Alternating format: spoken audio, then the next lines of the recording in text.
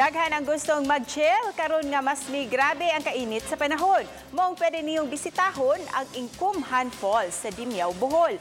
Bisan kun aduna kini gilayon nga 4 ka kilometros gikan sa poblasyon, sigurado gayong sulit ang inyong pag-adto. Sa dapit kay inyong masud-ong ang kanindot sa busay. Ang entrance fee 10 pesos alang sa mga hamtong o 5 pesos alang sa mga bata. Pwede rang magtanaw sa falls o di gani mag-picture taking o maligo sa limpyong tubig. Alang sa mga batanon, ang ilang giadto gayo dinhi mao ang mag-ala Tarzan. Adunay lubid nga tuyong gibutang aron masukod ang inyong kaisog sa paghang and swing ala Tarzan. Sama ni ining mga bata nga walay kukahadlok nga mokumbitay, muswing ug muambak. Sa mga adunay dala nga bawn, ana asay mga cottage dinhi nga pwedeng rentahan sa balor nga 1 ka gatos ka pesos.